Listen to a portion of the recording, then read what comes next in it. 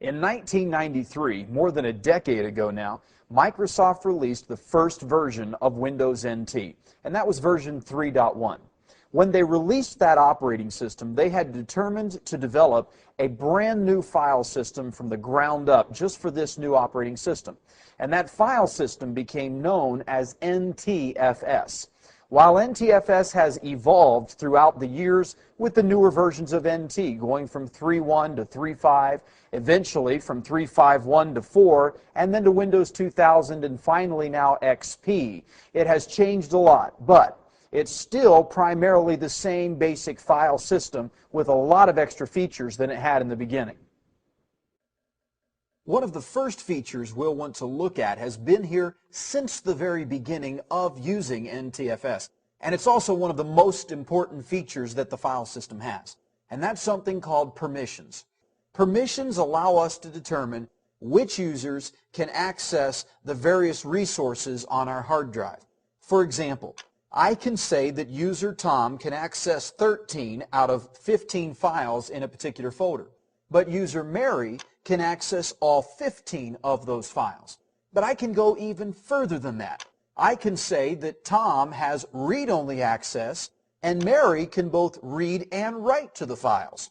So there's a lot of power with permissions, and that's something we'll need to understand in great detail by itself. We also have a feature called compression. Compression allows us to take a data file and cause it to take up less space on the hard drive using techniques that store the data in a smaller footprint in the drive space. We can also use encryption. Encryption allows us to take data in a readable format and convert it to a non-readable format in such a way that we can convert it back to the readable format later on. We also have recoverability features built into NTFS. One of the key recoverability features is this. The NTFS file system uses something called a master file table, or MFT. The MFT is stored at the beginning of the hard drive, and then it is also stored again at approximately the middle of the hard drive. So there are two copies of the master file table at all time. If one copy of the master file table becomes corrupted, then the other copy can be used to restore the corrupted copy. All of that happens automatically. Why is this so important? Because the master file table is the database that says where everything is on your hard drive.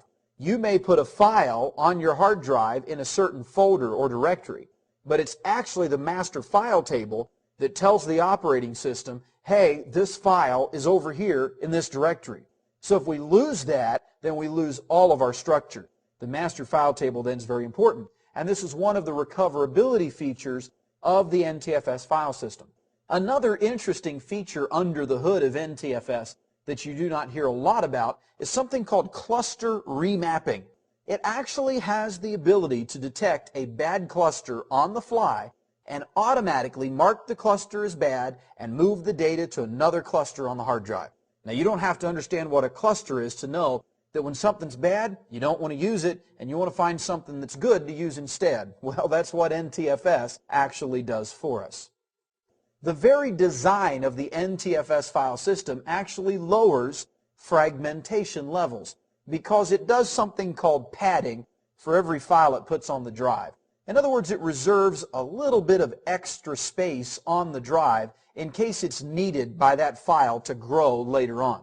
However, you should not take this to mean that fragmentation is no longer an issue. There's an entire corporation out there that makes the vast majority of its income simply by selling defragmentation software to run on your Windows XP, Windows 2000, and so forth operating systems. So fragmentation is still a problem. It's just not as big of a problem as it is with FAT or FAT32 file systems. Another really important concept of NTFS to understand is the concept of ownership. When we talk about ownership, we're talking about the fact that somebody owns the data. Now, in an NTFS environment, the user account that creates a file or folder is the owner by default. So if I, as a user, go into a directory and create a new file, not modify a file that already existed, but I create a new file, then what I am doing is actually not only creating a file, but also specifying myself as the owner of that file. So what's so unique about ownership? Well, by default, this account has full control of the resource. But even if full control is lost, here's an interesting thing.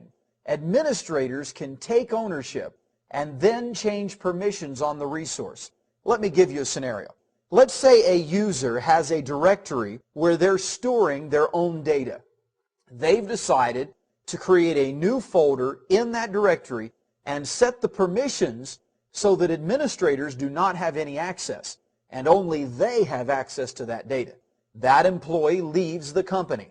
Now I have been asked to go and recover that data. Now wait a minute. That employee explicitly said I couldn't have access. And that's where the power of ownership comes into play. Anyone who is a domain administrator will have the ability to go and take ownership of those files. Now that I have ownership, here's the interesting part. I still don't have access. If I double-click on the file or folder, I'll still get an access denied. But what I can do is right-click on the file or folder, select Properties, go to the Security tab, and actually manage permissions. There we've learned the important thing about ownership. If you are the owner of a file or folder, regardless of what the permissions say, you will be able to change permissions. So if you're the owner, it means that even if you're denied access to something, you can go in and actually give yourself access to that thing. So ownership is a very important concept. Something that is new to Windows XP and has actually been confusing an awful lot of support professionals is this concept of simple file sharing. Windows XP defaults to using simple file sharing right out of the box after the install. Here's the reason this is so confusing. When simple file sharing is enabled, it does not allow for standard or normal permission management. So it's important that we understand that the default is your standard security dialog boxes are gone. So if you're used to using those in NT and in Windows 2000, you'll have to first of all disable simple file sharing so you can use, I guess we can call it complex file sharing, even though Microsoft doesn't really call it that. So we'll have to turn this feature off in that case. And that's going to give us the ability to effectively manage our permissions. Otherwise, we're just going to get what XP thinks is best for us. The concept is to simplify it and make it easier for non-technical people to be able to share information. We, of course, as desktop support technicians, need to get into that more technical information from time to time.